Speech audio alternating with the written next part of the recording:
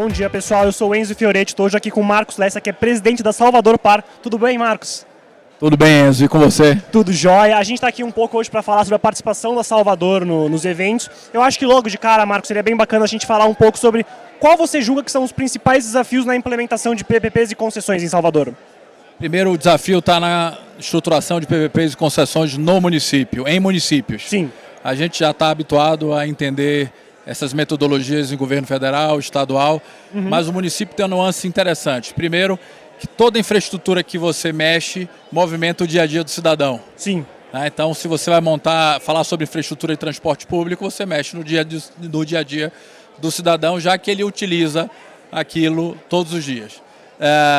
O segundo ponto é que os projetos são menores.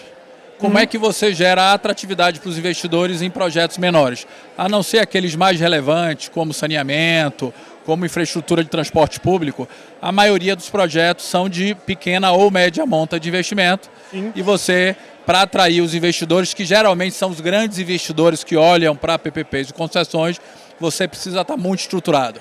Sim. Nesse sentido, nós estruturamos Salvador com leis, arcabouço legal, facilidades para os investidores, agilidade nos processos, retirando burocracia do processo e montando um portfólio de projetos que gere atratividade com relevância e com facilidade para o investimento. Então, o que é que a gente precisa fazer? Precisa ter uma equipe estruturada, sim, capacitada, no modelo que o mercado entenda da estruturação desses projetos, para que você facilite a tomada de decisão no investimento. Maravilha. Pegando um gancho um pouco no que você falou, Marcos, eu fiz umas entrevistas hoje mais cedo e o pessoal comentou que PPPs é muito um projeto a longo prazo, que ele é um projeto feito para longo prazo. Qual você diria que são as áreas mais prioritárias para investimento nos próximos anos? Em Salvador, a gente tem uma nuance importante. A gente tem uma cidade histórica, tem um patrimônio histórico maravilhoso e cultural. Sim. Nós temos bastante visibilidade por ter essa baianidade que é super atrativa, e no período do verão todo mundo fala de Salvador, Carnaval, verão de Salvador, mas não se enxerga ainda Salvador como lugar para fazer grandes investimentos.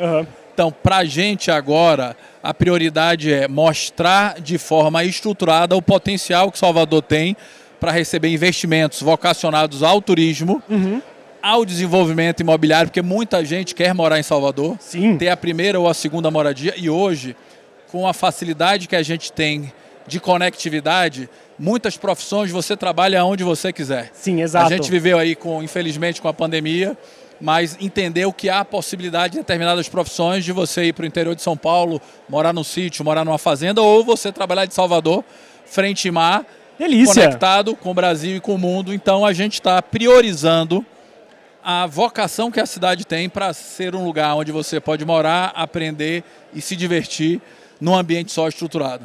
Maravilha. Em Salvador ainda por cima, que é um lugar lindo. A última pergunta, Marcos. A gente está hoje aqui no segundo dia do P3C, como eu comentei. O P3C acaba sendo um evento nacional nesse sentido, ele acaba tendo um encontro nacional, mas a gente já fez e vai continuar fazendo esse ano recortes regionais.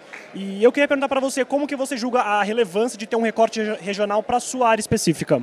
É fundamental, Enzo. Primeiro pelo seguinte: você começa a capacitar o mercado local e começa a demonstrar. Geralmente o mercado local não é o primeiro a tomar decisão de investimento. Nós estamos falando aqui que o nosso papel é trazer a iniciativa privada para o ambiente público, aproveitando de sua infraestrutura para gerar negócios, e com isso você reduz a necessidade de aporte constante nessa infraestrutura por parte do poder público, e além disso você traz melhorias e oferta um melhor serviço para a sociedade. Então, a partir do momento que você começa a fazer eventos regionais, você capacita e demonstra para o mercado regional que essa modelagem também pode ser atrativa para o investidor local, que geralmente é o último a tomar decisão.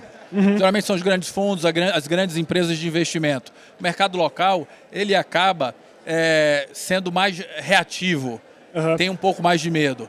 Na hora que você capacita, mostra o arcabouço legal, mostra que esses projetos estão sendo estruturados de forma a dar segurança para o investidor, você começa a formar uma nova geração de investidores locais e, ao mesmo tempo, você cria um arcabouço que possibilita a tomada de decisão com muito mais segurança e velocidade.